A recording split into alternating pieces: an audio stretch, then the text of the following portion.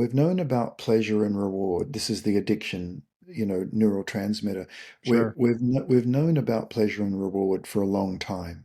So the makers of the games were onto this. They studied the data very carefully on addiction and then designed a game to be addictive. I Yeah. mean, it's not an accident.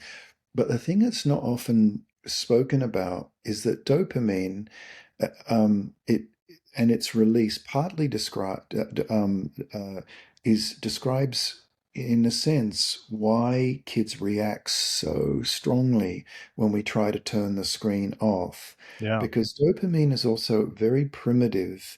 It acts in a very primitive way in a child's neurological system because it says, look, as long as you're bathed in me, dopamine, you have enough food, you have enough shelter, you have enough water, you are safe from scary stuff. Yeah.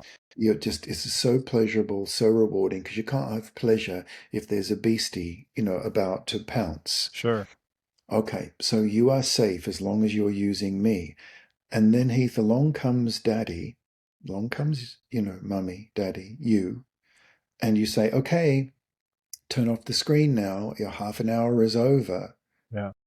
And there are children that just really go ballistic at that point, or just turn into grumpy little gnomes.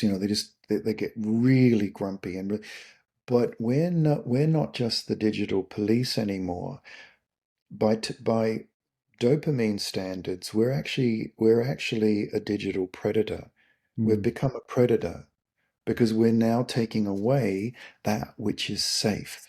Yeah. So as parents, every cell in our bodies wants to have us protect our kids and keep them secure. Sure. And yet, when we turn off the screen, we're being perceived as exactly the opposite to that. And it's heartbreaking to hear how many parents are really losing connection with their kids